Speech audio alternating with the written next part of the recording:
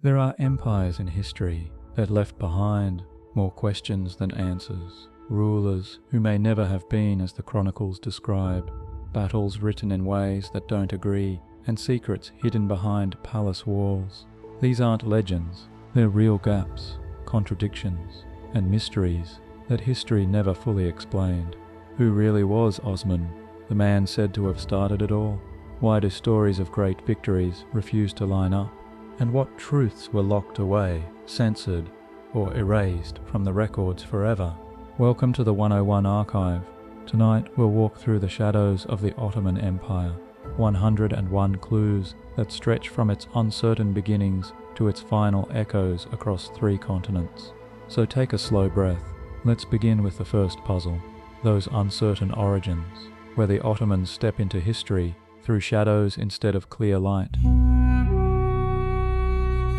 When you look back at the earliest days of the Ottoman Empire, you find yourself standing on uncertain ground. Unlike the empires of Rome or Byzantium, where chroniclers wrote extensively as events unfolded, the origins of the Ottomans appear through gaps, silences, and retrospective reconstructions. Modern historians often stress that the birth of this state cannot be traced with precision. Instead, it must be pieced together from scattered clues. The first major fact in this block emerges from the absence itself. The moment of the Ottoman Emirate's creation was never recorded directly. Contemporary sources from the late 13th century in Anatolia are almost silent about a new power rising. Byzantine chronicles, which carefully tracked border skirmishes, rarely name the Ottomans at all. This silence does not mean nothing happened. Rather, it shows how small and marginal the group appeared at first. Only later did they loom large enough to demand retrospective stories, leaving scholars to reconstruct their beginnings without a clear founding document. That silence is compounded by a second puzzle, one that lies in the genealogies of the dynasty. Records preserved in later centuries list names and lineages for Osman and his successors, yet even within official Ottoman registers, contradictions appear. Some texts insert ancestors who seem legendary, others omit them entirely. In certain versions, Osman is presented as the direct descendant of prestigious Turkic families, while in others his line appears more modest, tied to obscure nomadic chiefs. The inconsistency raises the possibility that these genealogies were rewritten to serve political needs, an attempt to provide legitimacy once the dynasty already commanded an empire. For historians today, the lack of stable agreement across these records signals that we cannot treat them as neutral facts. A third complication surfaces when you compare Ottoman beginnings with the cartography of the time. Byzantine maps from the early 1300s, often rich in detail about towns, rivers, and rival tribes, make no mention of the Ottomans. Neighbouring powers, like the Germanids or the Karamanids, are marked, but the emerging Ottoman polity remains invisible. The omission is striking, considering that by the mid-14th century, the Ottomans were already powerful enough to threaten Constantinople itself. The absence on these maps suggests that their rise was swifter than the cartographers could register, or that their early presence was so fluid and dispersed it escaped recognition. Either way, the map evidence reinforces the idea of a state born not in a single founding moment, but in a gradual, almost invisible process. If that were the whole story, you might conclude that the Ottomans simply emerged without witnesses. Yet a fourth fact complicates the picture and sets the stakes higher.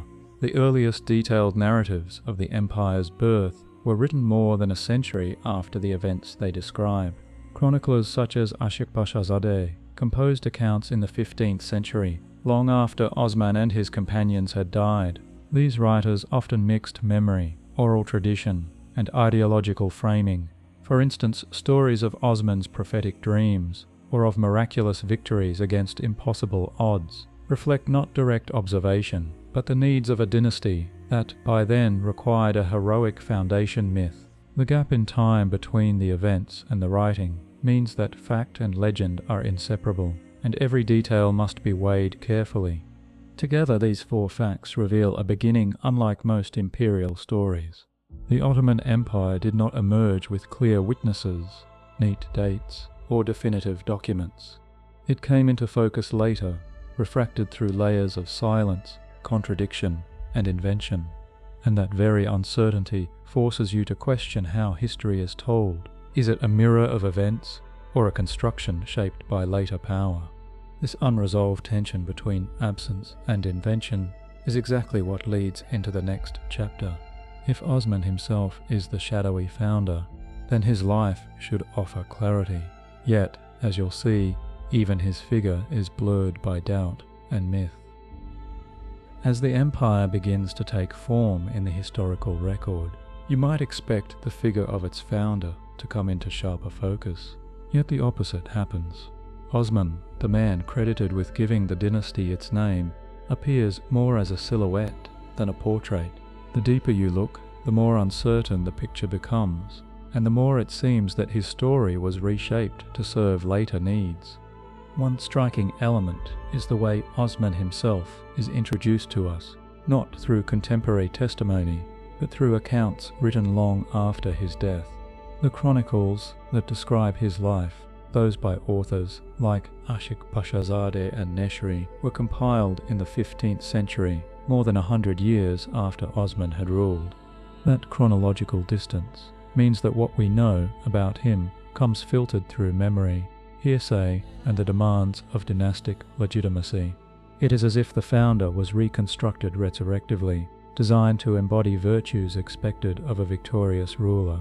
For historians, this gap leaves a lingering uncertainty. How much of Osman's story is history, and how much is the invention of later generations? Within that gap lies the famous episode of his dream, a vision in which a tree grew from his chest and extended its branches over the world.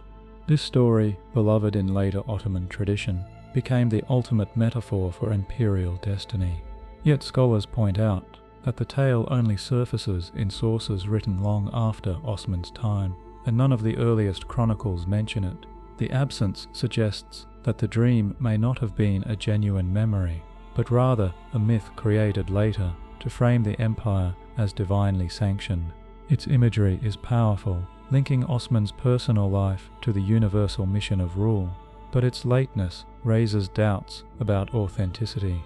Even the visual image of Osman resists certainty. Unlike later sultans, who left behind portraits and coins that preserve their likenesses, Osman has no authentic contemporary representation. The portraits often shown today were created centuries later, painted to fill a gap that had always been empty. These later depictions show him as a noble, stern figure in Ottoman garb, but they reflect artistic imagination rather than eyewitness depiction. The absence of a true portrait is not simply a matter of missing art. It symbolizes how Osman himself slips away from us, more an idea than a face. Documents attributed to Osman also invite skepticism. A handful of charters and decrees have been circulated as evidence of his early rule, complete with what is claimed to be his signature or seal. Yet several experts argue that these documents may not be authentic. The style of calligraphy and the form of the seal do not match what would have been used in the late 13th century, leading some scholars to conclude that they were fabricated later to provide documentary proof of a founder who otherwise left little trace. If this suspicion is correct, it means that even the paperwork meant to anchor Osman's presence is itself part of the later construction of his image. The uncertainty extends beyond Ottoman sources to accounts by outsiders. Persian and Arab chroniclers writing about the same period describe the frontier conflicts in Anatolia, but they disagree on the scale and importance of Osman's role. Some place him at the center of decisive victories, while others barely mention him at all, focusing instead on rival Turkish emirates.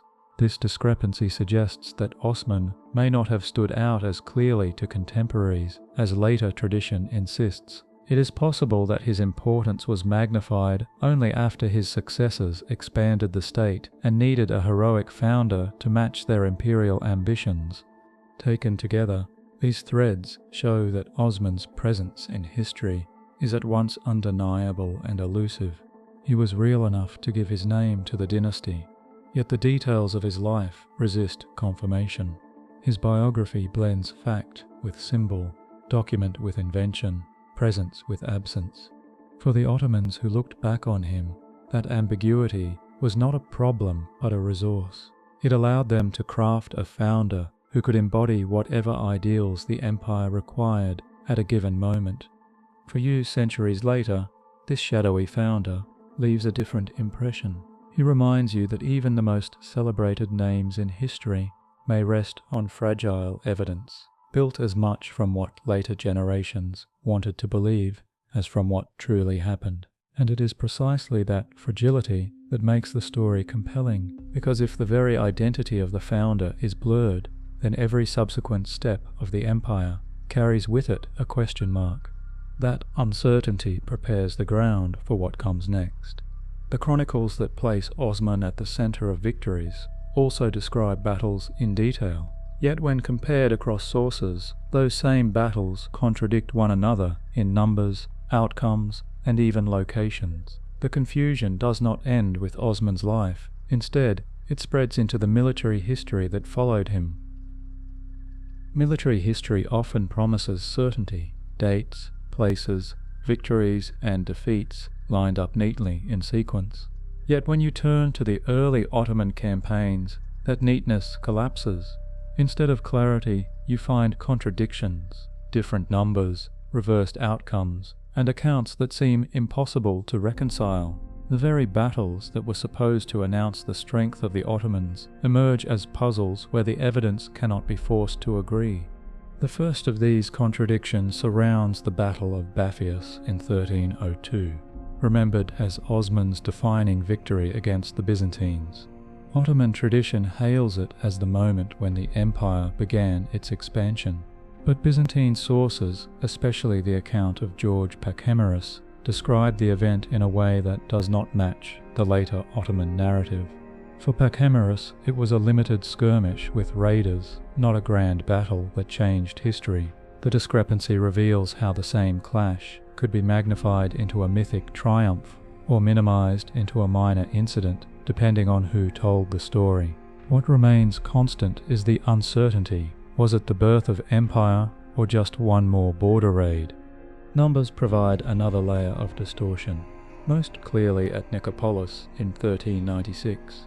European chronicles claimed that tens of thousands of knights marched under the banner of a crusade, only to be crushed by Sultan Bayezid's forces.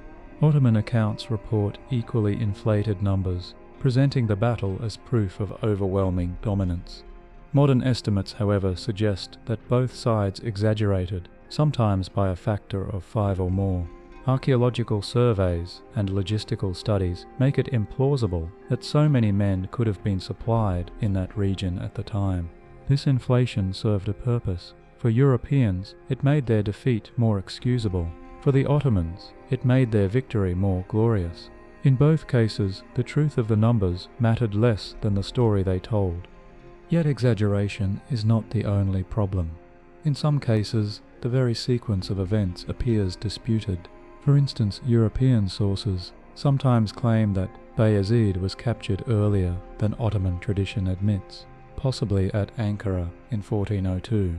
But Ottoman chronicles emphasize his continued leadership until the moment of his defeat by Timur. The disagreement is not trivial. It alters the meaning of the empire's first great crisis. If Bayezid had indeed been captured earlier, it would suggest weakness and disorder, not the dramatic downfall caused by an external conqueror. Historians remain divided on the issue, each side pointing to fragments of evidence, but never reaching a definitive conclusion. Geography itself complicates the record in certain naval accounts. Chroniclers describe Ottoman fleets clashing with Christian powers in waters that, on closer inspection, are inconsistent with known currents and ports. Some battles are placed in straits where navigation of large fleets would have been impossible, or at islands that show no archaeological trace of conflict. These mismatches suggest that chroniclers may have relocated events for dramatic effect, placing them in more symbolic settings. For modern readers, the distortion shows how narratives of war were shaped not by accuracy, but by the need to project power. Even the technology of war resists easy classification. Some sources describe the Ottomans as pioneers of early gunpowder artillery, using cannons well before their widespread adoption in Europe. Others, including material evidence from excavations, cast doubt on these claims, suggesting that such weapons were introduced later and that early reports may have confused different siege engines. The debate is more than technical. It determines whether the Ottomans were military innovators from the start, or whether their reputation for technological edge was built afterward. Archaeologists continue to analyze fragments of metal and stone shot to refine the timeline, but certainty remains elusive. What emerges from these contradictions is not a simple record of victories and defeats, but a layered set of stories, each written with a purpose: to glorify, to excuse, to intimidate, or to inspire. Every account carries the bias of its author. For you as a listener, this means that the Ottoman military story cannot be consumed as straightforward chronology. Instead, it requires reading across the contradictions, recognizing that the very lack of agreement is itself a clue. The battles did happen, men fought, died, and empires rose and fell, but the way those battles were remembered reveals just as much about politics and power as the clashes themselves. And this pattern continues. If the battlefield was a site of exaggeration and invention, then the greatest single event of early Ottoman history, the fall of Constantinople, would be no exception. In fact, the closer you examine 1453, the more mysteries appear, numbers that do not match, silences that conceal, and relics that vanish into thin air. The fall of Constantinople in 1453 stands as one of the most famous events in world history, a moment often narrated with absolute certainty. Mehmed II's guns roared, the walls fell, and Byzantium came to its end. Yet when you sift through the sources, the picture is less solid than tradition suggests. Even in this most iconic episode, shadows of doubt stretch across the details. One of the first uncertainties arises in the simple question of numbers. How many soldiers defended the city against the Ottoman siege? Later chroniclers, like Ducas or Critovoulos, offer widely different estimates, some claiming as few as 7,000 defenders, others doubling that figure. Phoenician records add their own calculations, while Ottoman sources tend to minimize Byzantine strength, portraying the conquest as inevitable. The absence of an agreed number points to the political stakes. If the defenders were few, the victory loses some of its luster. If they were many, Mehmed's triumph becomes all the greater. Historians still debate the plausibility of each figure, and no consensus has ever been reached. The uncertainty leaves you with a paradox. Even the most decisive fall in medieval history cannot be quantified with precision. Attention often shifts next to the technological marvel of the siege, the giant cannon designed by the Hungarian engineer Orban. Popular accounts depict it as the decisive weapon, thundering through the ancient walls that had protected Constantinople for 1,000 years. But when you read carefully, the story becomes less clear. Some witnesses report that the cannon was too unwieldy, prone to cracking after only a few shots. Venetian observers claimed its psychological effect outweighed its practical power. Others suggest it was only one piece of a much broader artillery train. Archaeological evidence supports this more cautious view. Fragments of stone shot have been found, but nothing to prove the supergun alone determined the outcome. In this light, the cannon becomes more symbol than substance, an emblem of Ottoman modernity rather than the literal hammer that broke the walls. If numbers and machines already blur, the question of what followed inside the city adds another layer of uncertainty. Byzantine, Venetian, and Genoese witnesses described massacres and looting that lasted for days, with churches desecrated and relics carried off. Yet Ottoman chronicles, written afterward, often pass over these accounts in silence, emphasizing instead the mercy of Mehmed II toward the inhabitants. The silence itself is revealing. By omitting details, official Ottoman history reshaped the fall into a moment of renewal rather than destruction. For modern historians, the challenge lies in weighing the reports. Some exaggeration is expected in the grief of the defeated, but to deny their voices entirely is to miss part of the story. What cannot be ignored is that the city's population changed dramatically, with many of its Greek-speaking Christians gone within decades. Even the fate of relics ties into the mystery. Several Christian treasures known to have been housed in Constantinople, objects revered for centuries, vanished during or immediately after the conquest. Chronicles list the disappearance of icons, reliquaries and manuscripts, but provide no certain trace of where they went. Some may have been smuggled to Venice, others melted down or destroyed, still others hidden in private collections. Their absence leaves gaps not only in the city's material culture, but in the symbolic continuity of Byzantium. The disappearance suggests that what was lost in 1453 was more than territory, it was also memory, scattered and erased in ways that can never be fully recovered. When you weave these threads together, the fall of Constantinople becomes less a single fixed event than a contested story. Numbers shift, weapons take on symbolic weight, silences obscure violence, and relics slip into mystery. The event remains monumental, but its contours are blurred by the very sources that should clarify it. For you, this creates a tension between the grandeur of legend and the ambiguity of evidence. And the story does not stop at the walls of the city.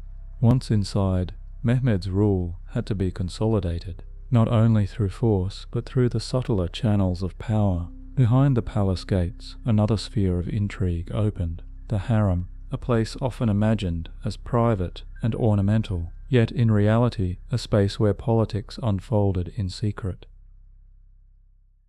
When outsiders imagine the Ottoman court, the Harem often appears as a place of seclusion and pleasure, hidden behind palace walls. Yet the historical reality was far more complex. The Harem was not simply a private space of family life. It was a political arena where alliances were forged, rivalries erupted, and decisions affecting the empire's future were shaped in secrecy. To understand the Ottomans, you cannot ignore what unfolded there. Consider the women who rose within this environment. The mother of the reigning sultan, known as the Valid Sultan, occupied a position of extraordinary influence. Sources describe her as more than a maternal figure. She controlled patronage networks, arranged marriages, and often served as mediator in palace disputes. In some cases, her authority rivaled that of the Grand Vizier himself. Venetian ambassadors repeatedly noted that the Sultan's mother could determine access to the ruler, making her role indispensable to court politics. This influence was not anecdotal, but institutional, part of the structure of power. The case of Harem Sultan, also known as Roxlana, reveals how a woman of foreign origin could reshape the political landscape. Enslaved and brought into the harem, she became the legal wife of Suleiman the Magnificent, breaking with centuries of custom in which sultans avoided formal marriage. Her position allowed her to intervene in state matters, correspond with foreign rulers, and promote her own children as heirs. European observers were astonished, describing her as the true power behind the throne. The marriage itself remains a point of scholarly debate. Was it a sign of Suleiman's personal devotion, or a strategic move to strengthen dynastic continuity? Either way, her presence demonstrates that the harem was never insulated from politics. But influence also bred suspicion. Rivalries between consorts and factions sometimes spilled into violence. Chroniclers record that the struggle between Harem's sons and those of Suleiman's earlier favourite, Mahidevran, culminated in the execution of Prince Mustafa, a popular heir. The decision is remembered as one of the darkest in Ottoman history, with widespread belief that Harem and her allies orchestrated Mustafa's downfall to secure power for her own line. The tragedy shows how succession was not merely a matter of law or custom, but of intrigue played out in the intimate chambers of the palace. Beyond individuals, the harem functioned as a diplomatic tool. Concubines were often selected from diverse regions of the empire, Slavic, Circassian, Greek, and beyond. Their presence created invisible bonds of loyalty, across provinces, since local elites sometimes saw their daughters elevated to positions of influence in Istanbul. Moreover, letters from European envoys suggest that gifts to women of the harem could sway decisions, making the court not only a stage of male bureaucracy, but a network where informal diplomacy flourished. To overlook this aspect is to miss half of the Ottoman system of negotiation. Yet for all its centrality, the harem remains poorly documented. Much of what we know comes from outside observers, Venetian reports, travellers' tales, and hostile pamphlets that mixed fact with fantasy. Orientalist imagination often turned the harem into a spectacle of sensuality, obscuring its political role. Ottoman sources, on the other hand, tended to minimize female influence, presenting the empire as guided solely by the wisdom of its sultans. Between exaggeration and denial lies a truth that can only be glimpsed indirectly. The harem was a hidden engine of empire, shaping decisions that would never appear in official decrees.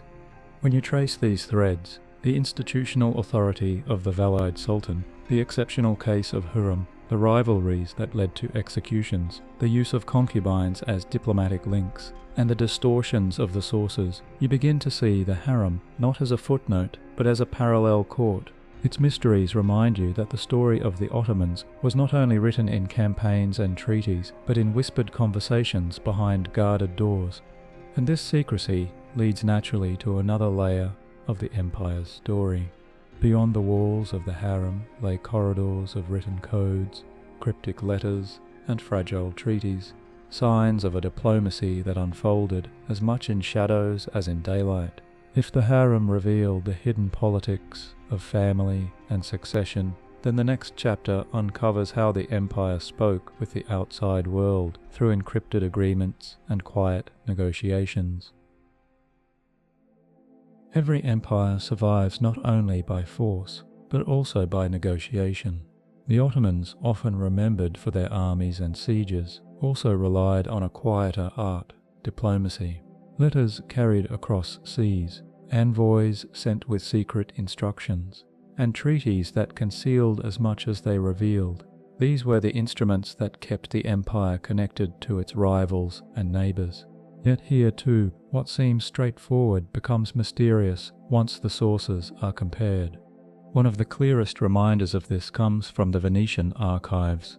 Reports from ambassadors stationed in Istanbul reveal that official meetings were only part of the story.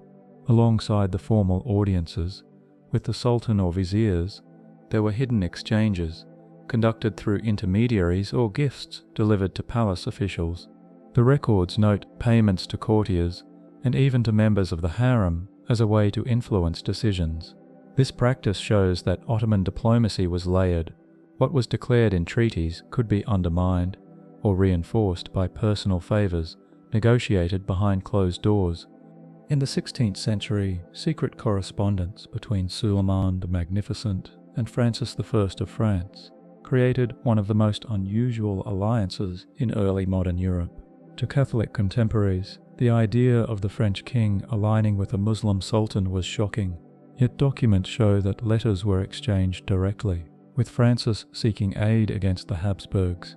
Some of these letters still survive, but historians have long debated their authenticity, since certain phrases appear in a style more Ottoman than French.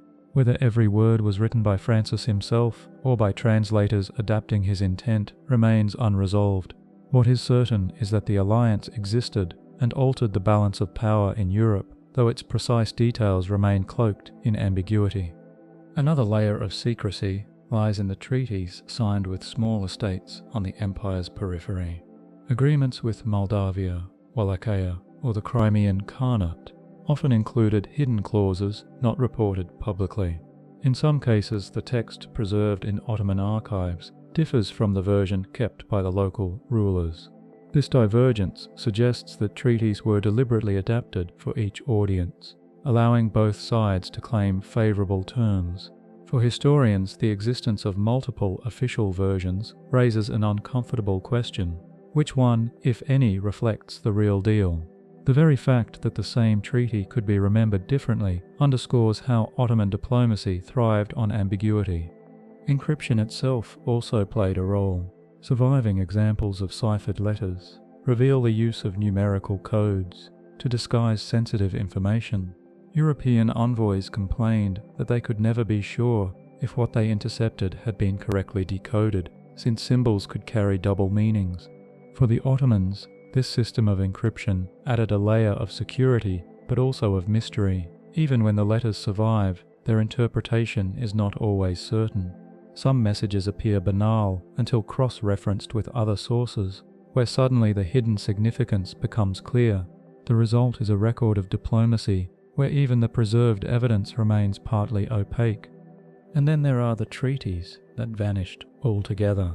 References in European records point to agreements that no longer exist in Ottoman archives, such as certain truces with the Safavid Persians or short-lived arrangements with Balkan rulers. The absence invites speculation. Were these documents lost accidentally, destroyed deliberately, or never properly recorded in the first place? Each possibility points to a different dynamic. Deliberate erasure would suggest a rewriting of history to remove moments of weakness. Accidental loss would underscore the fragility of archives in times of war. Without the missing texts, however, the details remain out of reach.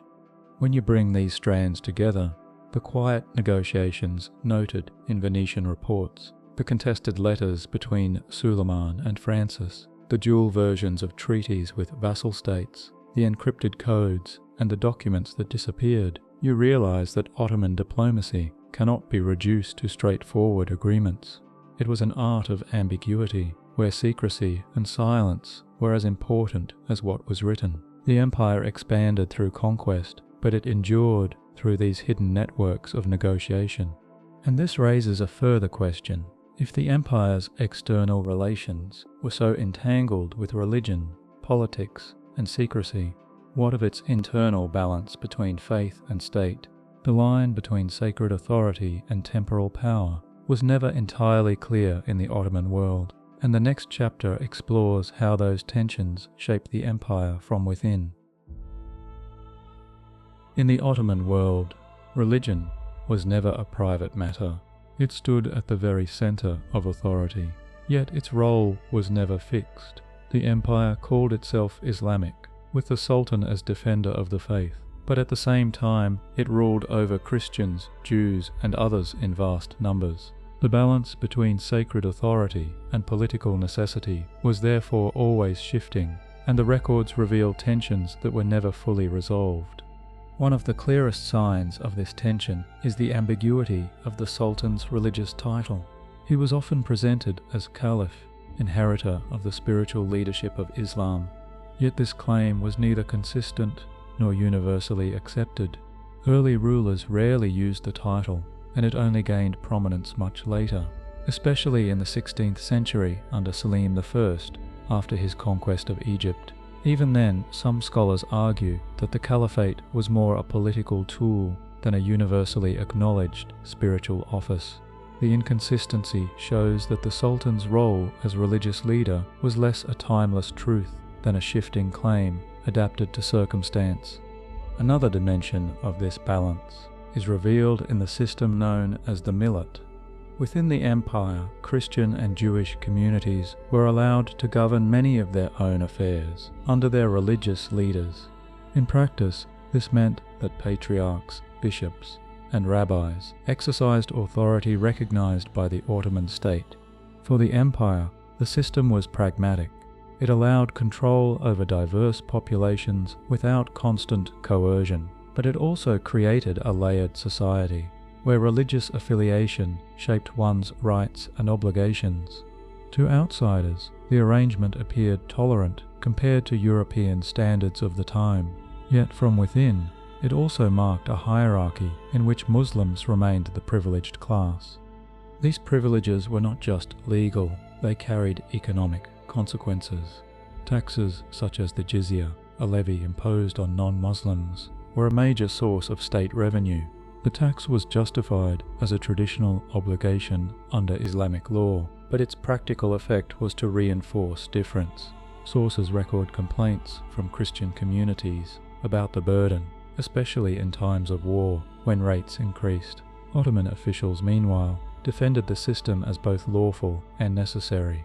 The persistence of such taxation shows how religion and state finance were intertwined, blurring the line between faith as belief and faith as a tool of governance.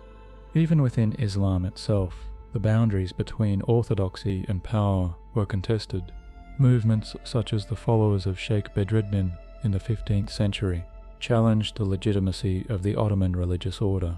Bedreddin's call for a more egalitarian form of Islam, blending elements of mysticism and communal ownership, attracted both Muslims and Christians. His rebellion was crushed, and his teachings condemned as heretical. Yet the very existence of such a movement reveals the unease within the empire's religious foundations. Official chronicles portray him as a dangerous radical, but later traditions sometimes remembered him with sympathy, as a figure who questioned the fusion of religion and empire.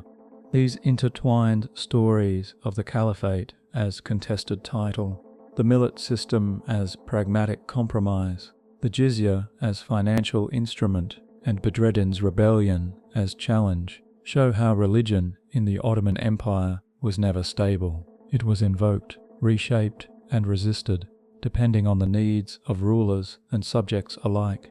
For you, this reveals a paradox, an empire built on the authority of faith, yet always negotiating the limits of that authority. And this negotiation shaped not only governance, but also the army itself. The Janissaries, once the empire's most loyal guardians, were also products of a system rooted in religion, yet their story would eventually turn from devotion to defiance.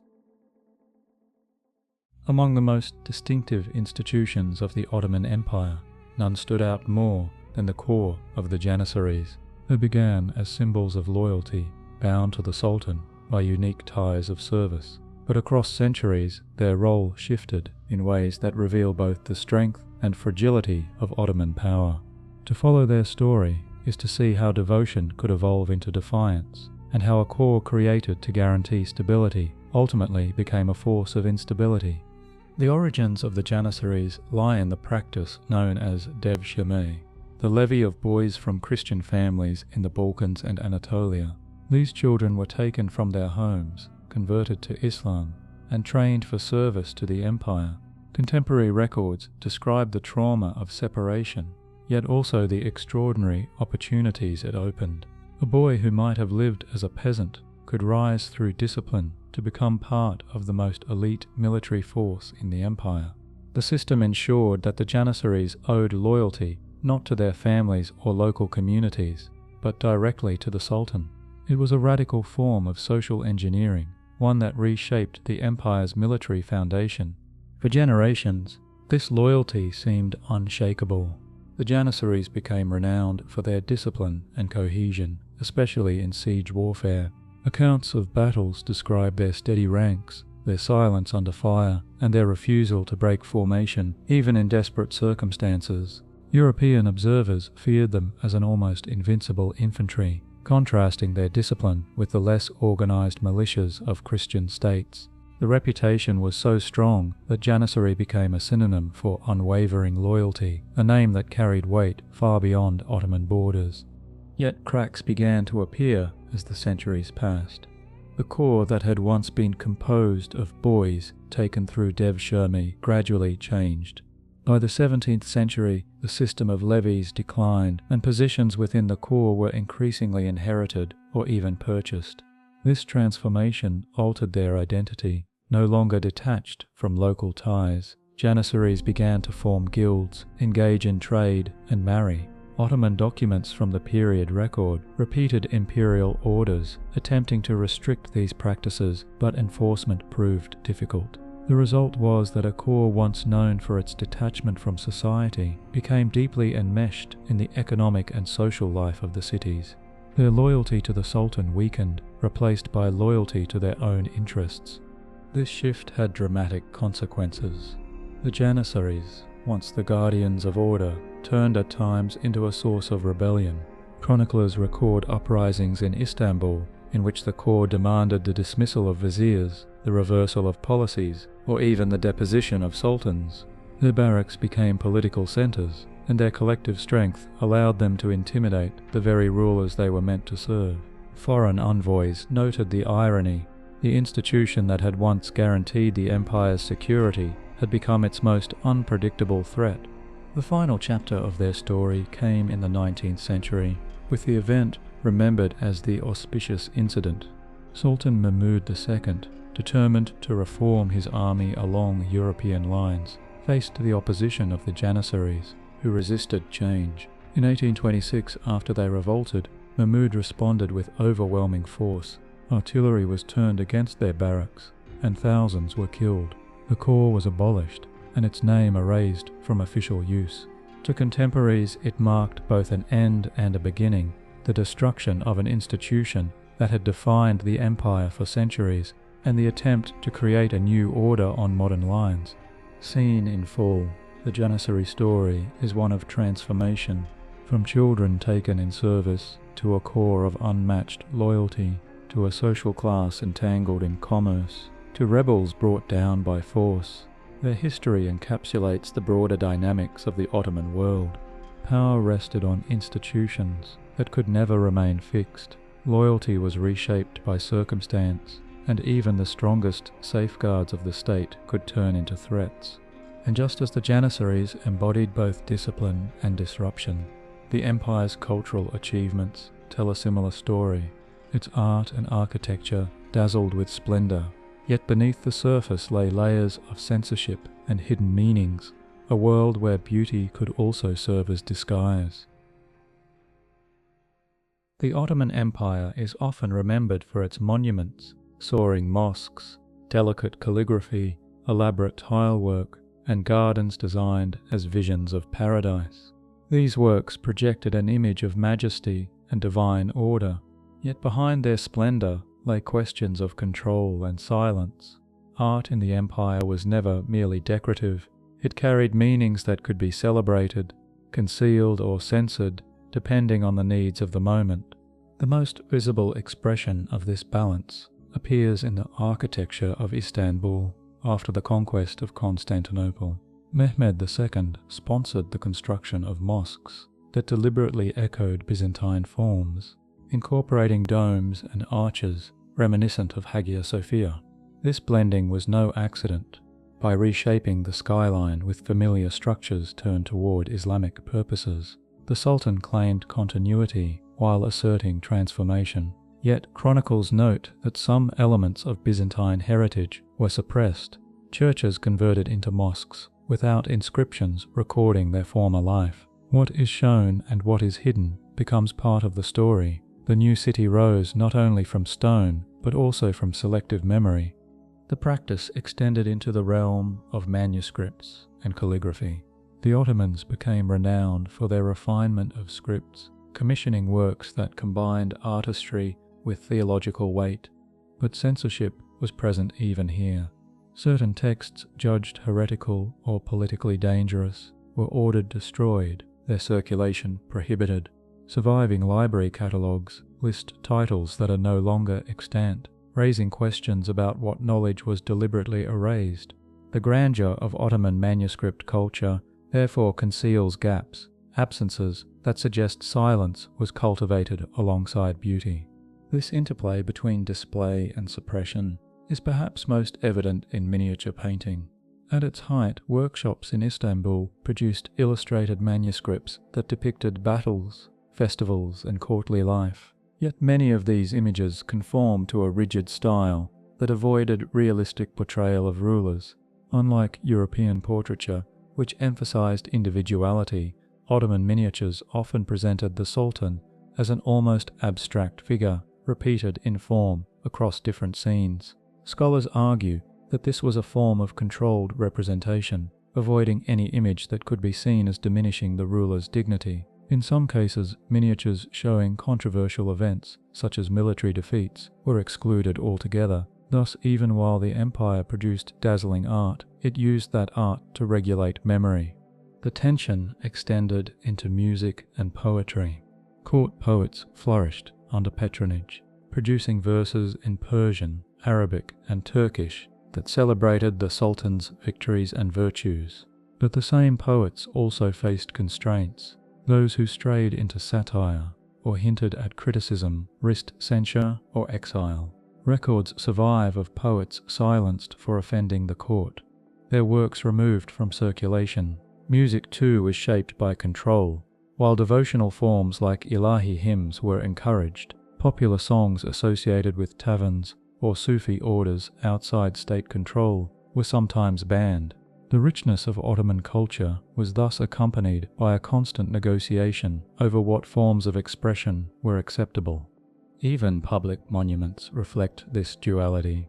Consider the fountains and pavilions built across the empire, often inscribed with verses praising the Sultan. These works conveyed generosity and refinement, but they also served as tools of propaganda. Inscriptions were carefully chosen to frame the ruler as pious, just, and merciful, even during times of crisis or repression. By controlling the words carved in stone, the empire shaped not only how subjects experienced daily life, but also how history itself would remember the period. What was written endured, what was left unsaid disappeared. Taken together, these examples show that Ottoman splendor was inseparable from censorship. Architecture, calligraphy, miniature painting, poetry, music, and monuments dazzled the senses, but they also regulated memory, channeling perception toward what rulers wanted, preserved and away from what they wished forgotten. For you as a listener, this raises a question. When you admire the beauty of an empire's art, how much of what you see is illumination and how much is silence? And that silence extends into the biographies of the rulers themselves.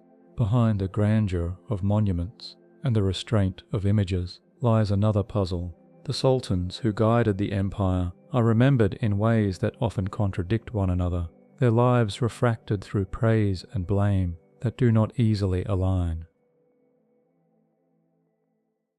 The figure of the Sultan stood at the center of the Ottoman world, both the source of law and the symbol of continuity. Yet when you look closer at the lives of individual rulers, the image fractures. The same Sultan might appear as a pious hero in one chronicle, and as a cruel tyrant in another. This divergence is not simply a matter of perspective. It reveals how memory, politics, and ideology reshaped biography, leaving us with rulers whose identities remain contested. One striking example is the reign of Salim I, remembered as the Grim. Ottoman chroniclers emphasize his religious devotion and his decisive conquests, especially the annexation of Egypt in 1517, which brought the holy cities of Mecca and Medina under Ottoman control. Yet European observers described him as ruthless, noting the purges he carried out against his own family and rivals. Even within Ottoman sources, accounts of his harshness vary. Some portray his severity as necessary discipline, while others suggest it bordered on cruelty. The nickname itself captures the debate. Was he grim out of strength or grim out of fear? The ambiguity persists because sources reflect not a single truth, but layers of interpretation shaped by political need. The life of Suleiman, the Magnificent, perhaps the most celebrated sultan, is no less contested.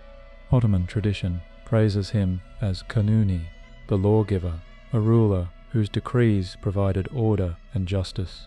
European writers admired his military campaigns that pushed Ottoman power deep into Central Europe and across the Mediterranean.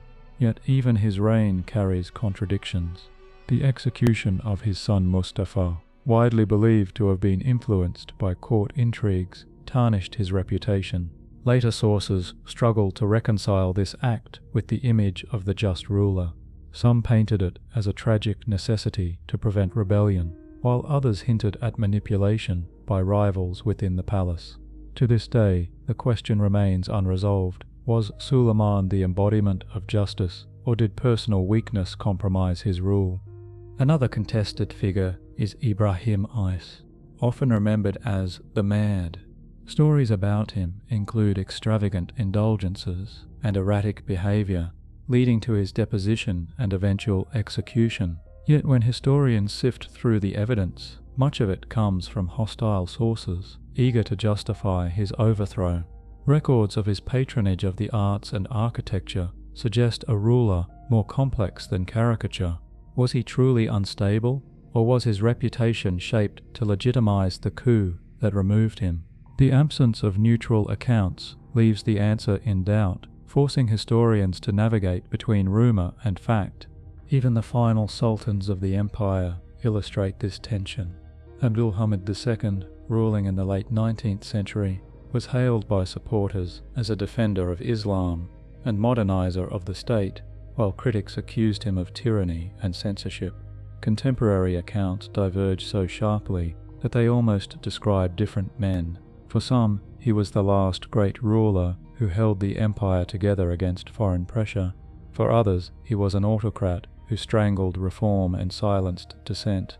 His reign shows how the same actions, such as restricting the press or promoting pan-Islamic policies, could be framed as either visionary or oppressive. What these examples reveal is that the image of the Sultan was never stable. Each ruler's legacy was contested, reshaped by supporters and enemies, by contemporaries and later generations. The contradictions do not erase their achievements, but rather highlight the complexity of imperial rule. For you listening across these voices, the lesson is clear. Biography in empire is not a fixed record, but a battlefield of memory. And just as the lives of the sultans reveal layers of dispute, so too does the economy they presided over. Beneath the visible flow of caravans and markets lay hidden networks of trade, secret revenues, and overlooked exchanges that supported the empire while escaping clear documentation. Empires are often remembered for their armies and rulers, but no dynasty could survive without the steady pulse of trade and taxation. The Ottoman economy, stretching across 3 continents, relied on visible markets and caravans, yet beneath the surface lay hidden streams of wealth and informal exchanges that rarely appeared in official ledgers. To trace these shadows is to see how the empire's prosperity was sustained by networks that were both fragile and elusive. A first layer of this hidden economy appears in the control of caravan routes. Official documents recorded tolls and duties imposed at border posts, yet contemporary travellers remarked on parallel flows of trade that evaded taxation. Merchants who knew the terrain could bypass checkpoints, paying bribes instead of formal fees. In some cases, local officials themselves encouraged such practices, pocketing revenue while reporting only a fraction to the treasury. Venetian merchants complained about these irregularities, noting that prices fluctuated unpredictably depending on whether goods passed through official or unofficial channels. The discrepancy reveals an economy in which the state's control was real but never absolute. The empire also benefited from commodities that rarely appeared in public markets. One example is the trade in slaves, which, though acknowledged, was often understated in official accounts. Enslaved people moved through ports like Cairo, Istanbul, and Trabzon, forming a crucial part of the labor system in households, workshops, and the army. Yet records of these transactions were often incomplete, partly because many exchanges took place privately. Chroniclers sometimes glossed over the extent of the trade, while foreign visitors remarked on its ubiquity. The tension between silence in official sources and visibility in daily life shows how central, yet obscured, slavery was in the Ottoman economy. Another hidden layer emerges in the empire's handling of coinage. Ottoman mints produced gold and silver coins that circulated widely, but episodes of debasement reducing the precious metal content occurred more often than official proclamations admitted. Archaeological finds of coins reveal shifts in weight and purity that suggest economic strain. Chroniclers mention riots sparked by the sudden decline in coin value, especially among Janissaries whose pay lost purchasing power. Yet the state often framed these changes as reforms rather than crises, masking fiscal difficulties with rhetoric. What is left in the historical record is a blurred picture, where monetary policy doubled as a political strategy. The empire's revenues also depended on monopolies over certain goods, especially in provinces far from the capital. Tobacco, coffee, and opium became subjects of strict regulation, with licenses granted to specific merchants. Yet smuggling flourished, particularly along coastal routes. Reports from the 17th century describe entire communities engaged in the clandestine transport of tobacco despite prohibitions. The irony is that these goods, once condemned by religious authorities as sinful, became indispensable sources of revenue when bans proved impossible to enforce. The oscillation between prohibition and taxation reveals the adaptability of the state, but also the porous boundaries of law. Finally, the circulation of wealth within the empire cannot be separated from Waqf institutions, religious endowments established to fund mosques, schools, fountains, and hospitals. On the surface, these endowments served charitable purposes, projecting piety and public service. Yet scholars note that Waqfs also provided families with a means to secure property outside the reach of taxation and confiscation. By dedicating wealth as an endowment, elites could ensure that assets remained within their lineage, while technically serving a religious function. This dual role blurred the line between devotion and economic strategy, creating another hidden channel through which wealth flowed. When you draw these threads together, unofficial caravan routes, understated slave markets, debased coinage, smuggled commodities, and the strategic use of Waqfs, you see an economy that was both highly structured and deeply informal. The empire's prosperity rested not only on the visible machinery of taxation, but on countless hidden practices that shaped daily life. For you, the lesson is that economic history cannot be reduced to ledgers alone. It must be traced through silences, distortions, and strategies that never appeared in official proclamations. And the same is true of political resistance. Just as the economy was sustained by hidden networks, rebellions against the empire often unfolded in ways that left uneven traces, with uprisings half recorded, censored, or remembered only through the voices of the defeated. For all its grandeur, the Ottoman Empire was never free from rebellion. Beneath the surface of stability lay constant murmurs of dissent, some small and local, others powerful enough to shake the foundations of rule. Yet the traces of these uprisings are uneven. Some were amplified in chronicles as cautionary tales, while others were minimized or erased. What remains are echoes, fragments that suggest how fragile imperial authority could be when faced with subjects unwilling to submit. One of the earliest large-scale revolts was the uprising of Sheikh Bedreddin in the early 15th century.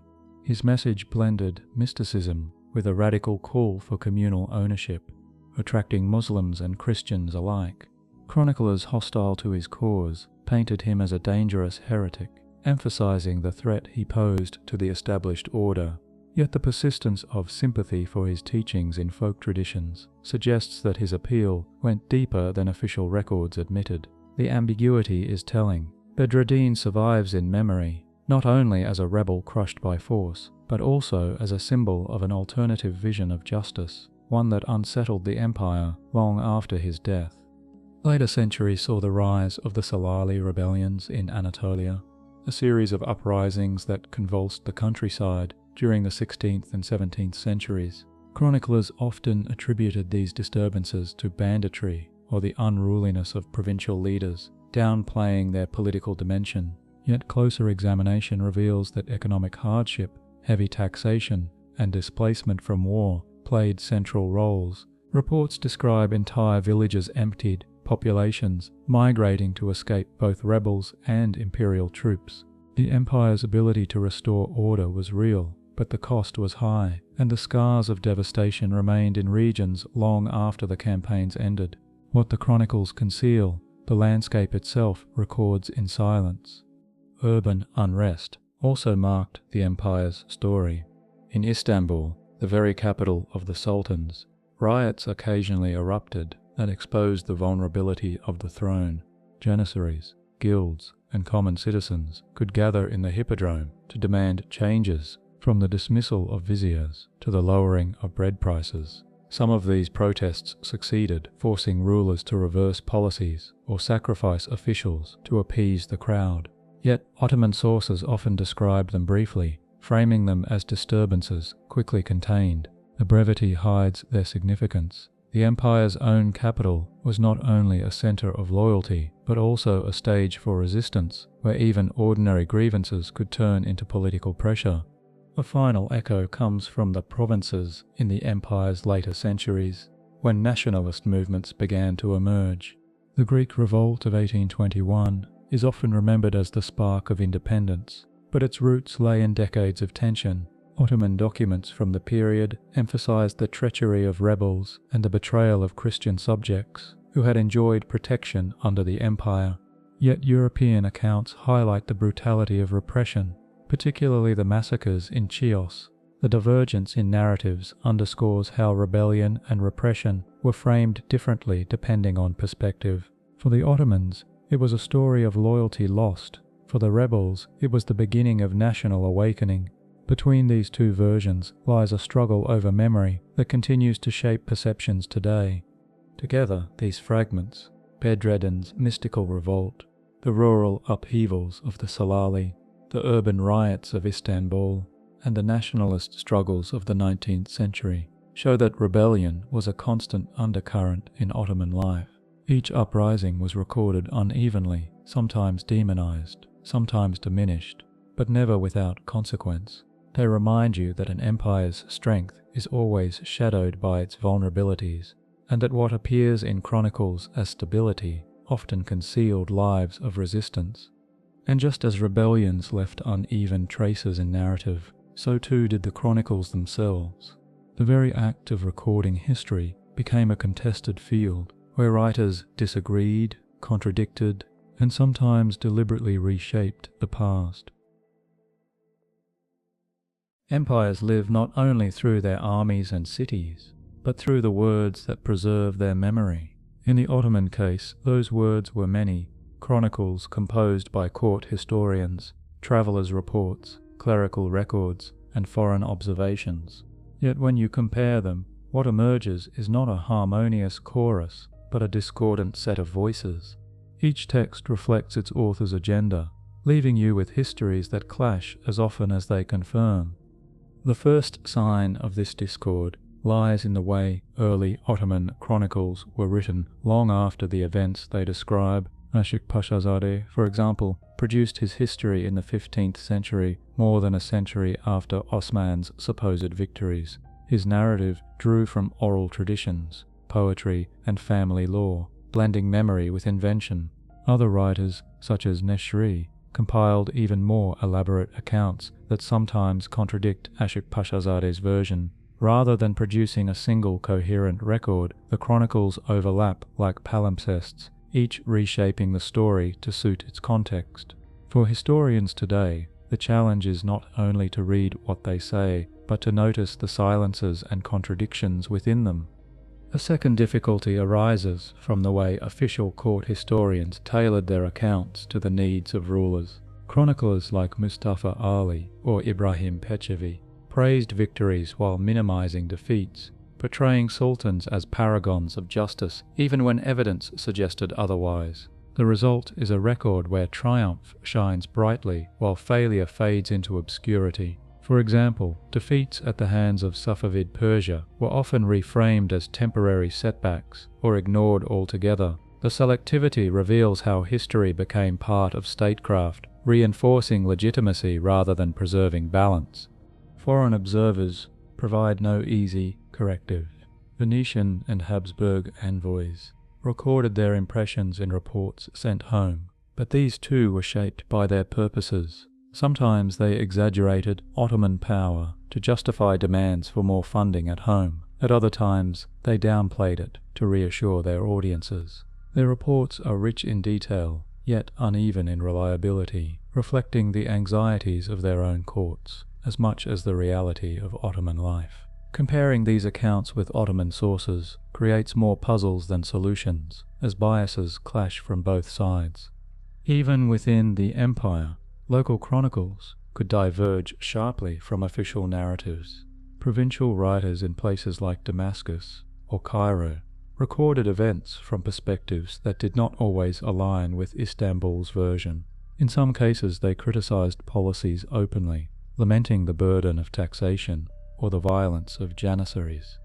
These voices, though often neglected, remind us that the empire was not experienced uniformly. For someone in the provinces, the story of the Ottomans might look very different from the narrative crafted at the capital.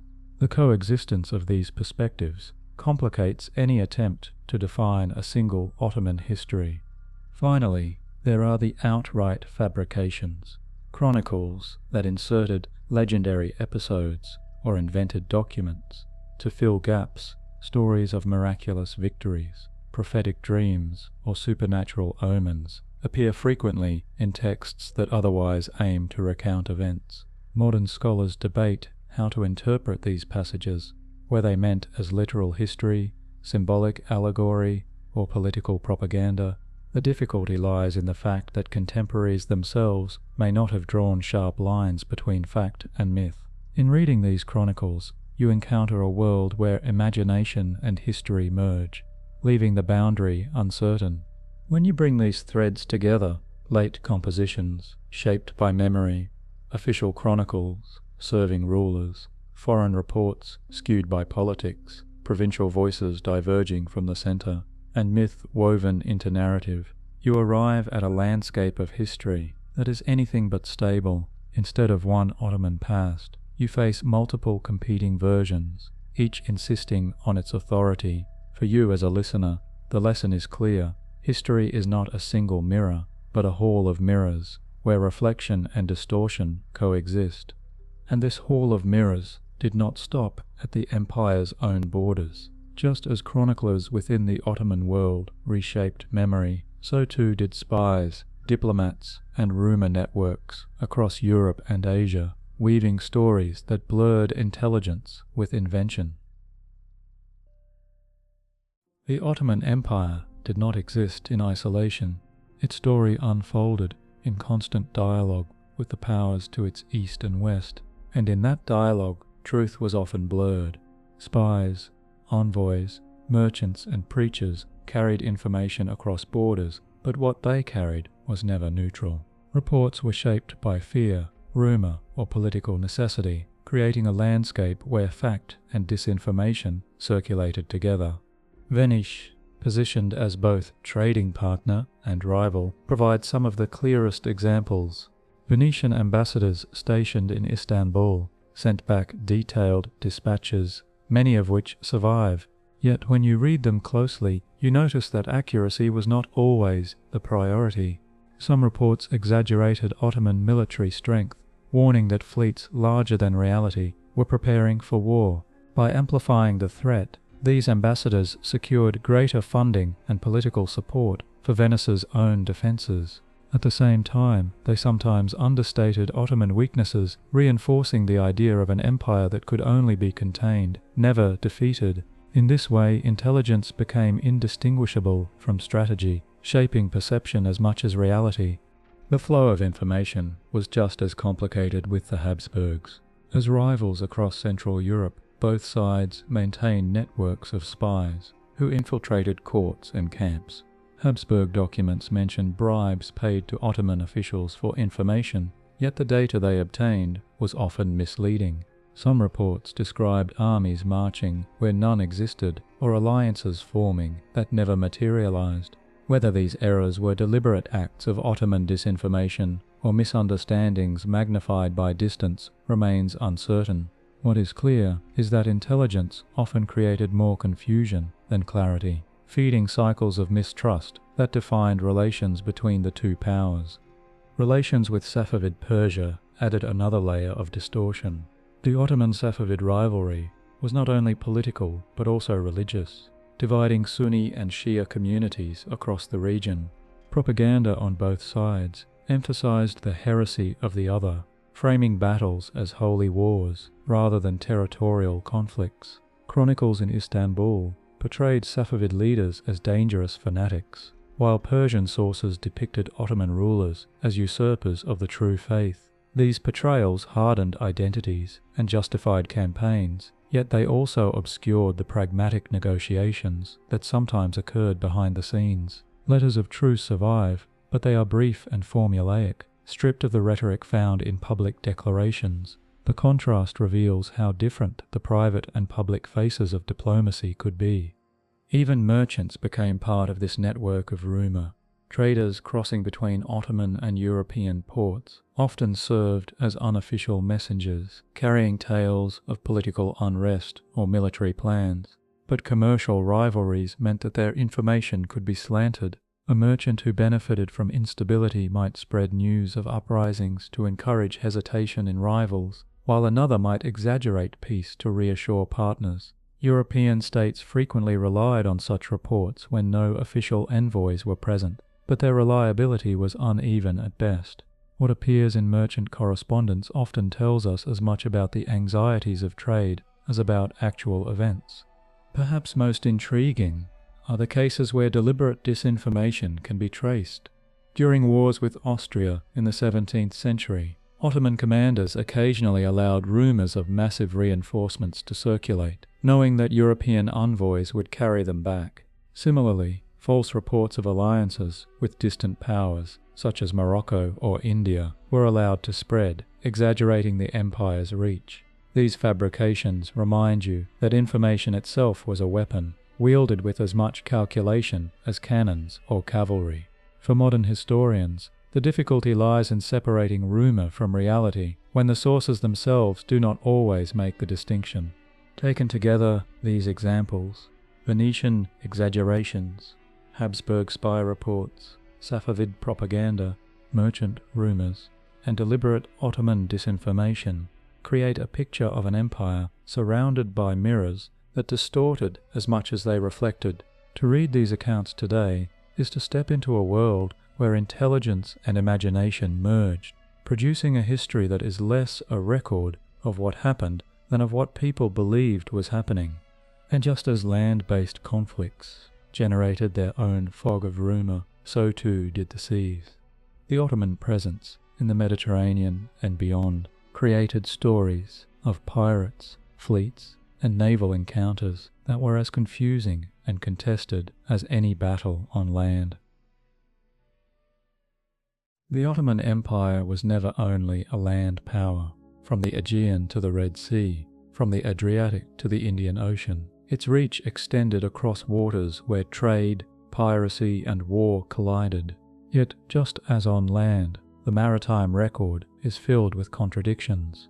Battles are described in ways that defy geography. Fleets appear larger or smaller, depending on the narrator, and the line between pirate and admiral blurs until it is hard to tell where authority ends and lawlessness begins. The first puzzle arises with the figure of Hayreddin Barbarossa, celebrated in Ottoman tradition as the admiral who secured dominance in the Mediterranean during the 16th century. European accounts depict him very differently, labeling him a pirate whose raids devastated coastal towns. The divergence is striking. For the Ottomans, he was a defender of the faith and empire. For Europeans, he was a criminal menace. Both narratives carry truth, for Barbarossa began his career as a corsair before becoming an official admiral. The ambiguity illustrates how naval power in this era could emerge from piracy itself, transforming outlaw into state commander depending on perspective. Another uncertainty lies in the famous Battle of Lepanto. European sources celebrate it as a decisive victory of the Holy League, with Ottoman naval power supposedly broken. Paintings and poems memorialized the event as the turning point that saved Christendom. Yet Ottoman records present a different picture, emphasizing how quickly the fleet was rebuilt. Within a year, new ships had returned to the Mediterranean, suggesting that the defeat was symbolic rather than strategic.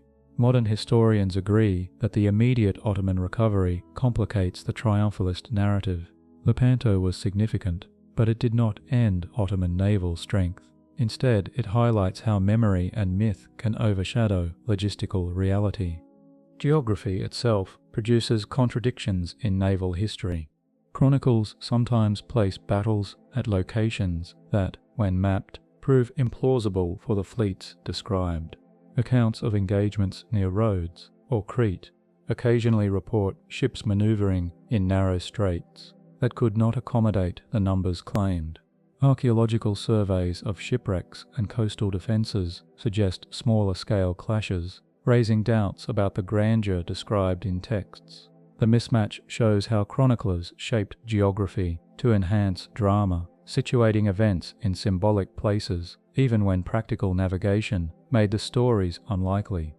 The empire's maritime history also includes ventures into waters less familiar, such as the Indian Ocean. Ottoman expeditions sent from Egypt aimed to challenge Portuguese dominance, and chronicles describe bold battles off the coasts of Yemen and India. Yet the surviving documentation is fragmentary. Portuguese records boast of victories where Ottoman sources are silent, while Ottoman accounts emphasize local alliances that Europeans barely mention. The uneven record makes it hard to reconstruct exactly what occurred.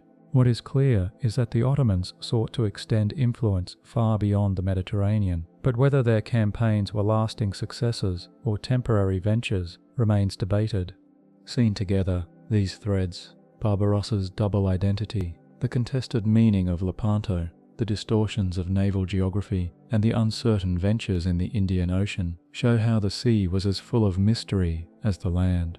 For you, the lesson is that maritime power was not simply about ships and cannons, but about narratives that shifted with perspective. On the waters of empire, history itself became fluid, changing course depending on who told the story. And just as naval history forces you to question the neatness of victories and defeats, so too does the empire's decline on land. The timing, pace, and meaning of Ottoman decline have been debated for centuries, with evidence that refuses to fit into a single linear story. The story of the Ottoman Empire is often told as a simple arc, a meteoric rise followed by an inevitable decline. Yet when you trace the evidence carefully, the timeline of decline refuses to settle into clarity. Different sources mark its beginning at different centuries, and the contradictions expose how the idea of decline itself became a narrative, not just a fact. The empire endured for more than 600 years, and its supposed weakness unfolded unevenly, marked by moments of collapse that alternated with surprising recoveries.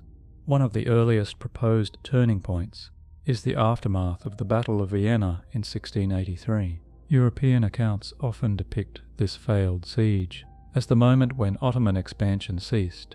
The empire permanently turned back from Europe, but Ottoman records describe the defeat as significant yet not fatal. In fact, campaigns continued for years afterward, and military reforms followed in its wake. The tendency to elevate Vienna into a definitive rupture reflects the perspective of Europe more than the internal reality of the empire. What Vienna represents is less the end of Ottoman strength than the beginning of a long re-evaluation of strategy. Economic interpretations provide another layer of debate. Some historians argue that the 17th century saw a structural decline due to the shift in global trade as European powers sailed around Africa to dominate the Indian Ocean. The Ottoman position on traditional overland routes weakened, yet archaeological and fiscal evidence suggests that trade through Ottoman territories persisted, and cities like Aleppo and Istanbul continued to thrive as commercial centers. The discrepancy reveals how decline could look different depending on where one stood. From Lisbon, global trade appeared to bypass the Ottomans. From Aleppo's bazaars, commerce still flowed vibrantly. Even the internal administration complicates the story. The empire's system of timur, land grants to cavalry in exchange for service, gradually eroded, replaced by tax farming and cash payments.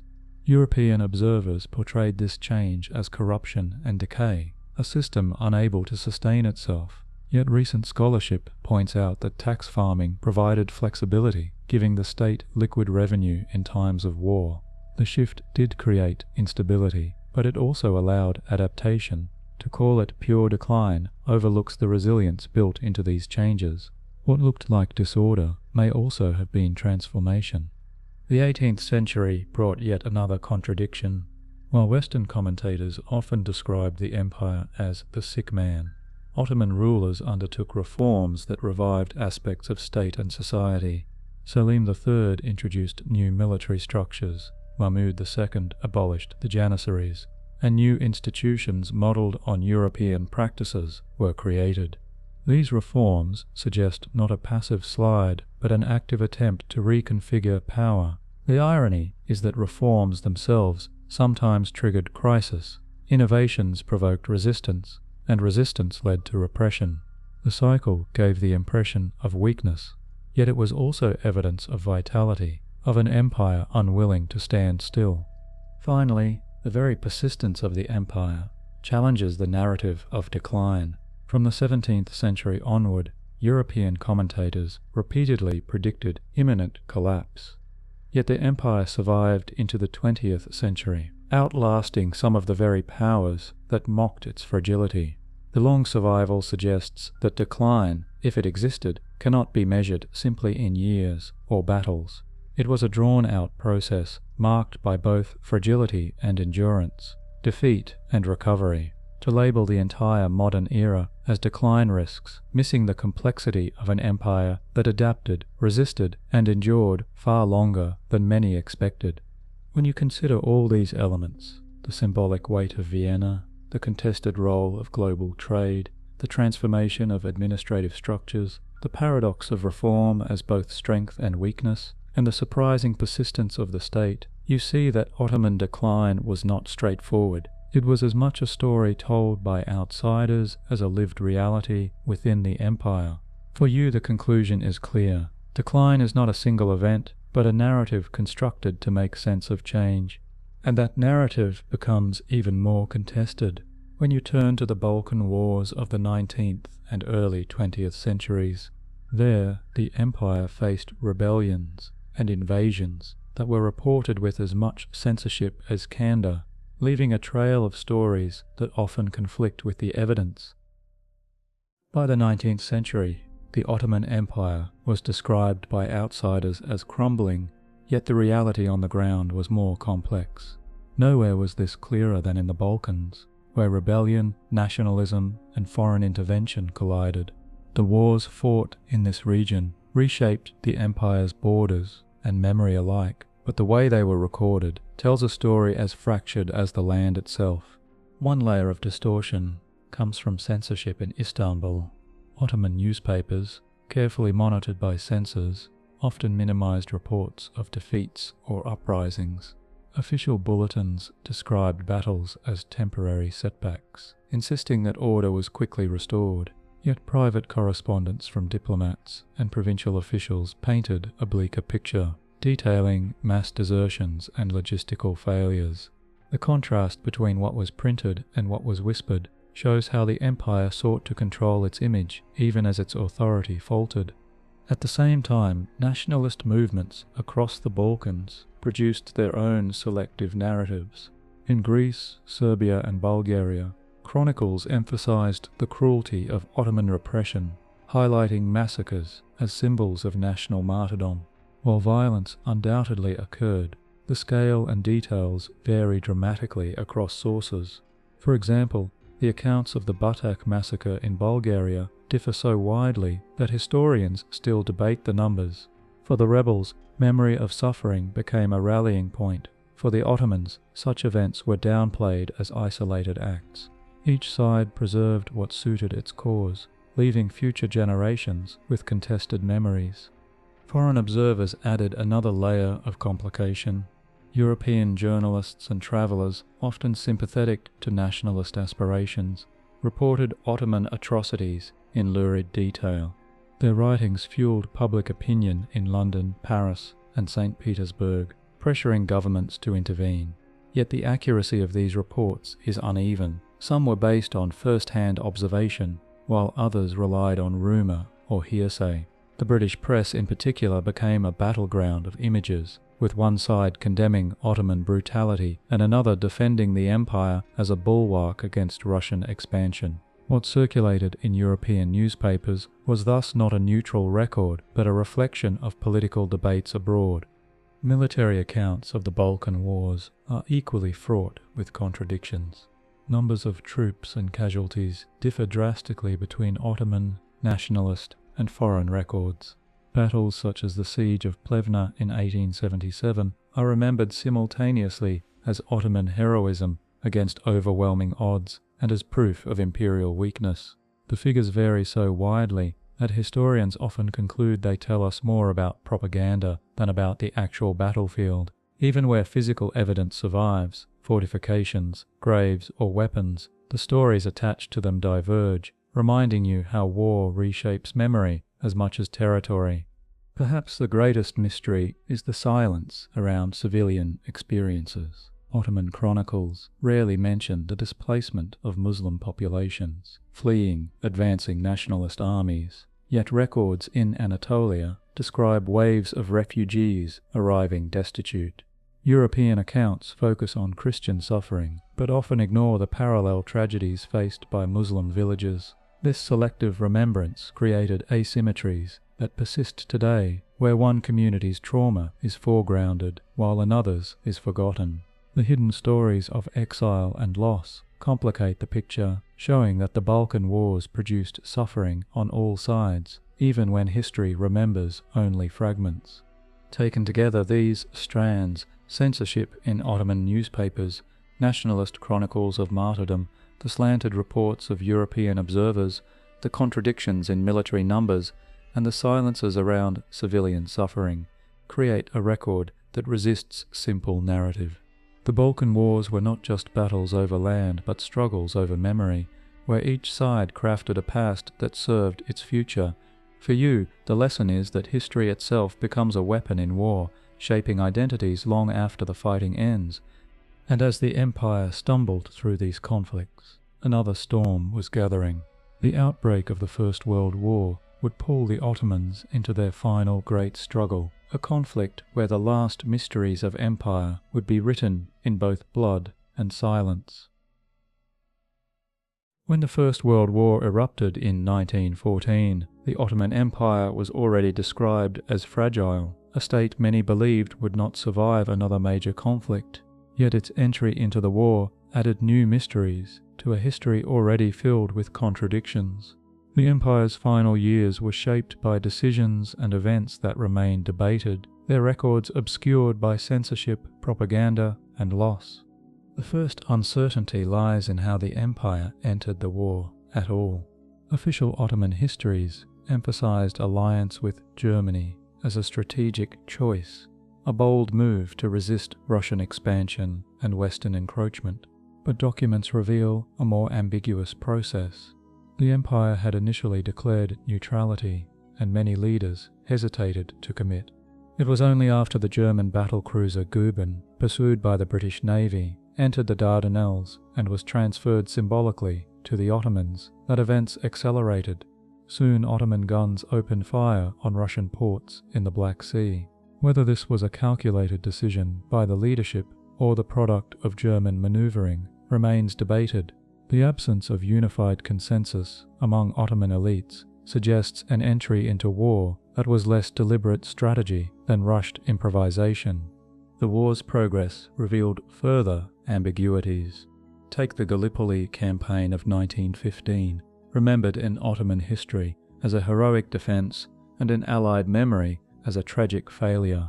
The accounts diverge in numbers and emphasis.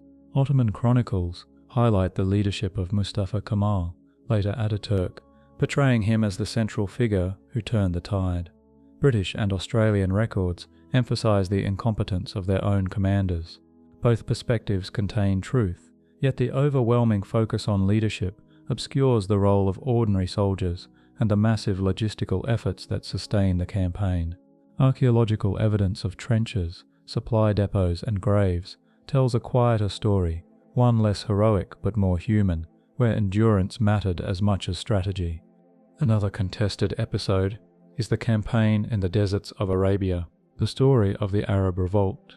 led by Sharif Hussein of Mecca and supported by British officers like T. Lawrence, has been framed as a decisive uprising against Ottoman control. British narratives emphasize the drama of desert raids and the collapse of Ottoman authority. Yet Ottoman sources describe the revolt as limited, noting that many tribes remained loyal and that the empire maintained garrisons across much of Arabia until the war's final year. The contrast reveals how rebellion was magnified in Western memory while minimized in Ottoman accounts. The truth lies somewhere in between. The revolt was not total, but it weakened the empire's ability to project authority, especially when combined with external pressure.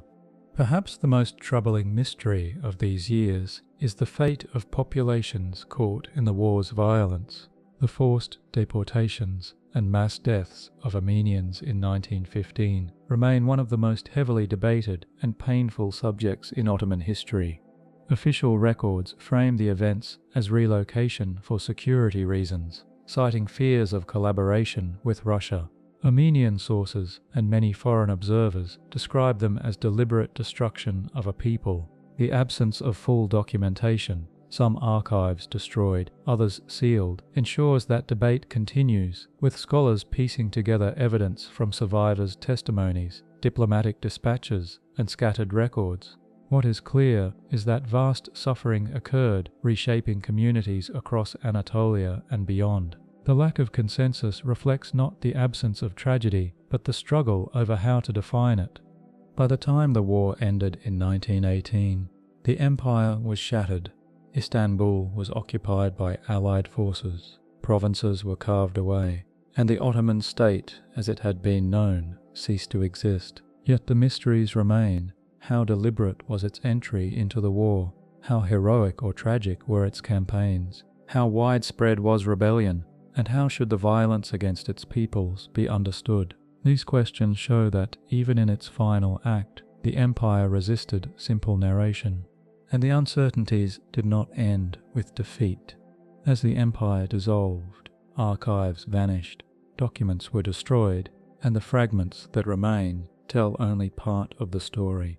The silence of missing records is itself a clue leading to the next chapter, the mystery of archives that disappeared, erasing details that might have made the story clearer.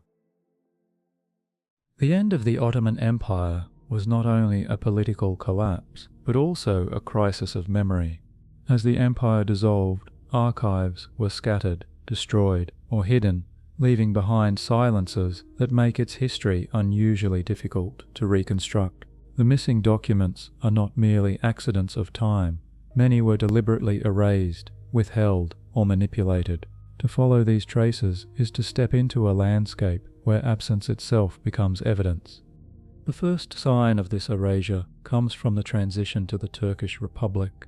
In the early 1920s, as the new state sought to define itself against the old order, many Ottoman records were removed from circulation.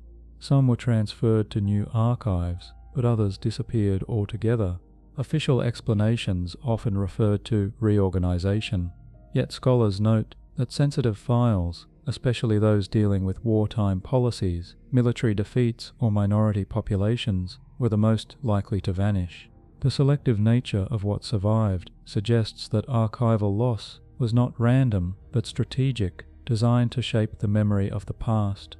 Foreign observers had long complained about restricted access. Even in the late Ottoman period, European historians and diplomats found that certain registers could not be consulted without special permission. Records concerning secret treaties, espionage, or internal dissent were often kept under lock and key. When the empire collapsed, these same categories proved most vulnerable to disappearance. Reports from the 1920s describe files missing from once orderly collections, hinting at deliberate removal. For historians today, the gaps are as telling as the surviving material. They reveal what the state feared or wished to obscure. The Armenian deportations of 1915 provide one of the starkest examples of archival silence.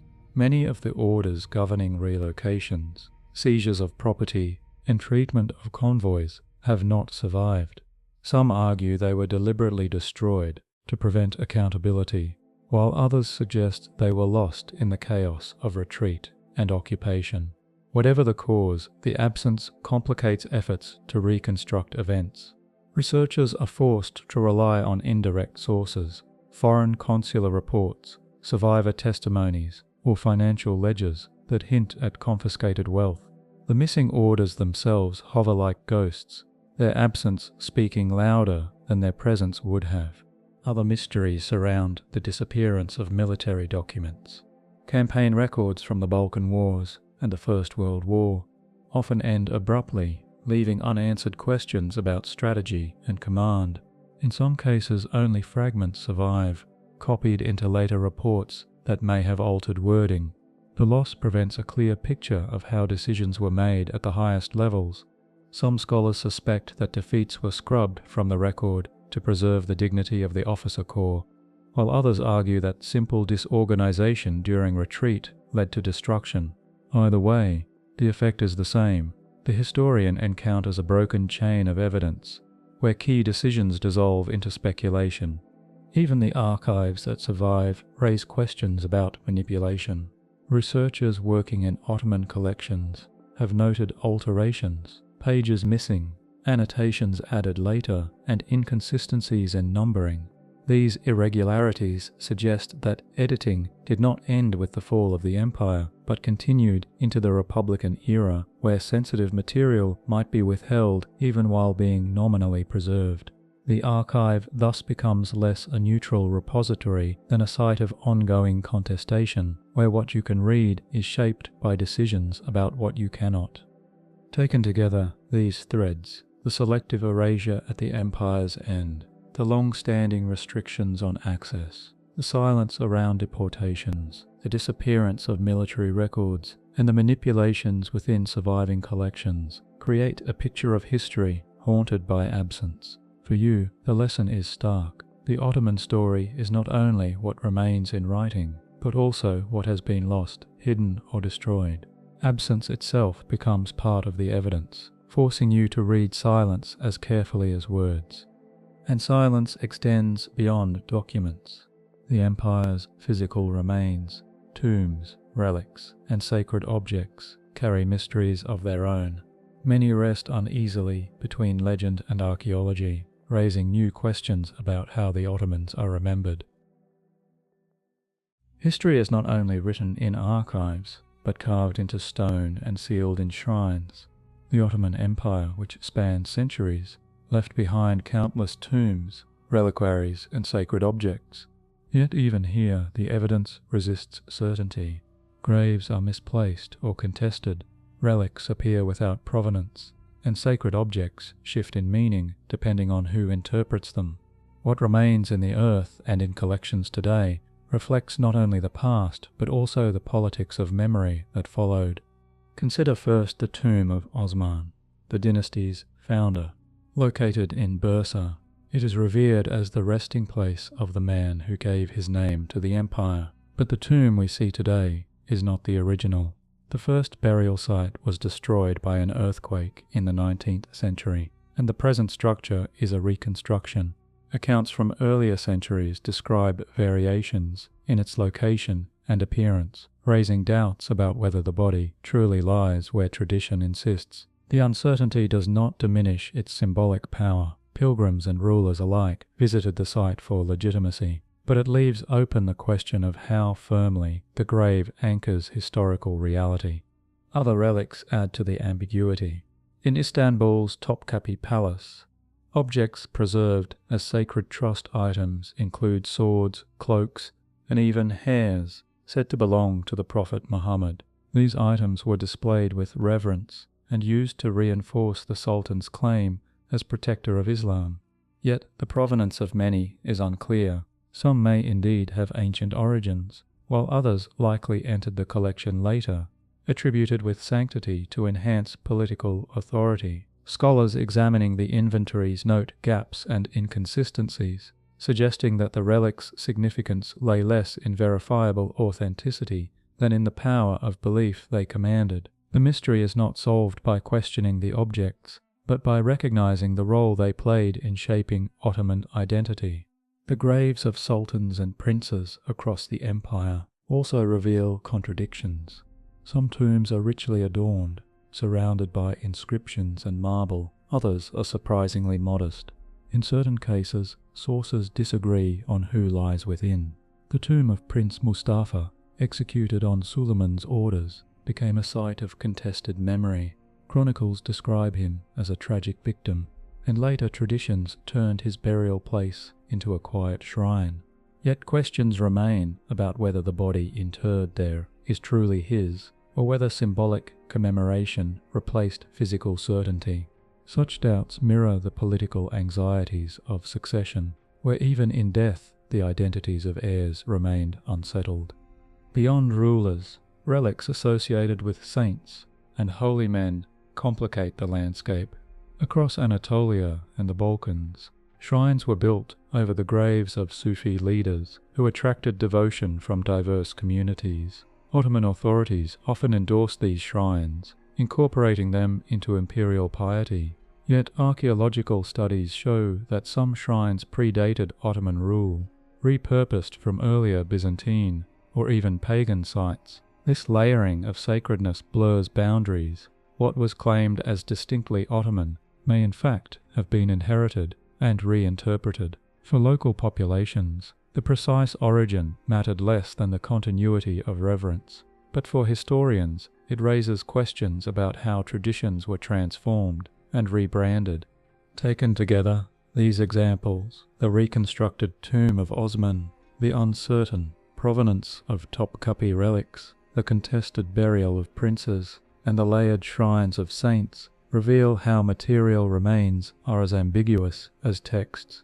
They remind you that physical evidence does not always anchor certainty. It too can be reshaped by disaster, politics, or reinterpretation. What survives in stone is no less subject to mystery than what survives in writing. And just as tombs and relics fragment memory, so too do the voices of the empire's diverse peoples.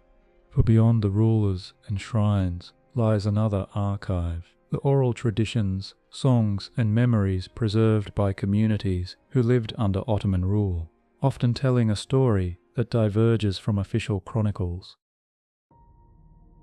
The memory of the Ottoman Empire did not vanish with its collapse. It lived on in the recollections of the many peoples who had lived under its rule: Turks, Greeks, Armenians, Arabs, Kurds, Jews, and others, each preserving fragments of the past in songs, oral traditions, family stories, and local chronicles. Yet these memories rarely align. Instead, they present a patchwork of perspectives, sometimes complementary, often contradictory, and always revealing how history takes different shapes depending on who tells it. One way this divergence appears is in folk songs. In Greek and Serbian traditions, Ottoman rule is often remembered through laments, ballads of lost freedom and resistance. These songs commemorate battles, martyrs, and heroes, preserving an image of the empire as oppressive. Yet in Turkish folk songs, the empire is remembered as a realm of order and justice, with rulers portrayed as guardians of faith. The melodies carry history, not as a neutral record, but as an emotional memory, where the same empire is cast either as tyranny or as protection. Both traditions are genuine, reflecting lived experience, but they cannot be reconciled into a single narrative. Family memories add another layer of complexity. In Anatolia, stories passed down among Armenian families recall deportations, lost villages, and the scattering of communities. These memories preserve details, often absent from official records, but they are also shaped by trauma, where silence about certain episodes becomes as significant as the stories that survive. Meanwhile, in Turkish families, oral traditions may recall service in the Ottoman army or pride in imperial achievements. The coexistence of these memories within the same geographic space shows how history can fracture into parallel lines, each community carrying its own truth. Local chronicles preserved in Arab provinces tell yet another version. In Damascus or Cairo, Ottoman rule was sometimes described with ambivalence. On one hand, the empire maintained order and supported religious institutions. On the other, it imposed taxes and diverted resources to the capital. The Chronicles often emphasize local leaders and events rather than the sultans in Istanbul, creating histories where the empire appears distant, sometimes protective, sometimes burdensome. For readers today, these provincial narratives reveal that Ottoman authority was not experienced uniformly, but filtered through the priorities of local communities. Even architecture becomes part of memory. In the Balkans, Ottoman mosques, bridges and baths survive as physical reminders, yet their meanings vary. Some communities preserve them as heritage, symbols of shared history and cultural continuity. Others view them as monuments of occupation, markers of an unwanted past. The same stone bridge may be celebrated by one group and ignored or even targeted for destruction by another. Memory, in this sense, is inscribed not only in words, but in attitudes toward the material remains of empire. Diaspora communities complete the mosaic. Jews expelled from Spain in 1492 found refuge in the Ottoman Empire, and their descendants preserved memories of protection, contrasting sharply with Christian narratives of oppression. Armenian and Greek diasporas, by contrast, carried stories of suffering and loss, shaping their identities around trauma. These divergent memories circulated globally, influencing how the empire was remembered far beyond its borders. The contradictions illustrate how the legacy of Ottoman rule was not confined to former imperial lands, but traveled with the people displaced by its history. When you step back from these fragments, folk songs of resistance and loyalty, family memories of trauma and pride, provincial chronicles of ambivalence, contested monuments, and diaspora narratives, you see that the Ottoman past does not survive as a single memory, but as a mosaic of perspectives. For you, the lesson is that memory is as fractured as the empire itself, with each community holding pieces of the puzzle, but never the whole. And this fractured memory carries forward into the present. The Ottoman Empire may have ended a century ago, but debates about its meaning and legacy continue, shaping politics, culture, and identity today. The final chapter asks how these mysteries still echo in the world around you. The Ottoman Empire formally ended in 1922, yet its presence has never truly vanished. Instead, it lingers in politics, scholarship, and popular imagination, a past constantly revisited and reinterpreted. The mysteries that shaped its history continue to echo in the present, raising questions not only about what happened, but about how it should be remembered. One clear sign of this persistence lies in modern Turkish politics. Since the foundation of the Republic, leaders have wrestled with the Ottoman legacy.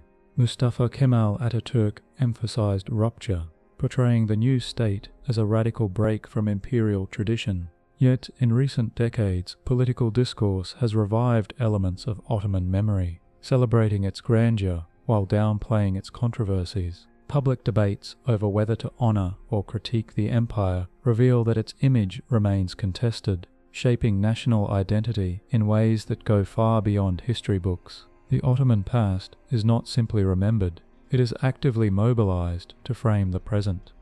The academic world adds another layer.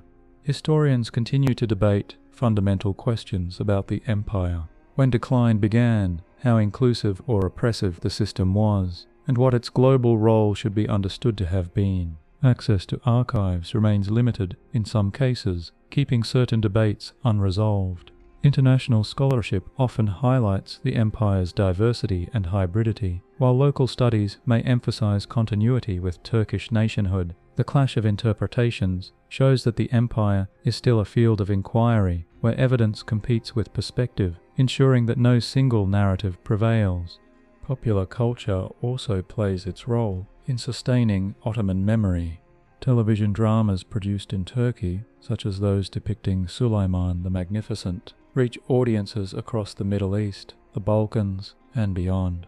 These shows dramatize court intrigue, battles, and romances, often blurring fact and fiction. For many viewers, they provide a vivid sense of connection to a distant past, yet they also shape perception by selecting certain themes: glory, love, betrayal, while ignoring others such as taxation, rebellion, or repression. The result is a cultural memory that entertains as much as it informs, perpetuating myths even as it sparks renewed interest, and the legacy continues to shape international relations. In the Balkans, in the Middle East, and in North Africa, the memory of Ottoman rule informs how communities view modern Turkey.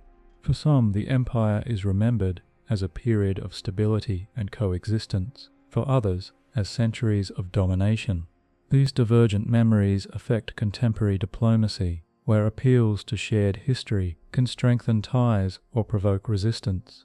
The empire's ghost lingers in conversations about identity, heritage, and power, demonstrating that the past is never entirely past. Together, these modern echoes, the contested politics of memory in Turkey, the ongoing debates in scholarship, the dramatizations of popular culture, and the persistence of Ottoman legacy in international relations reveal that the empire remains alive in imagination and debate.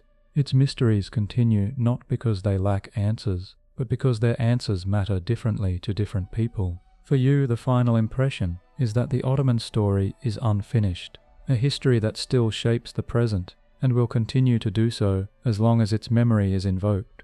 And so the circle closes, from uncertain origins to disputed endings, from shadows of founders to relics of memory. The Ottoman Empire leaves behind not a single story but 1,000 fragments. To follow its 101 mysteries is not to solve them once and for all, but to recognize that history itself is a field of echoes, shifting, contested, and alive.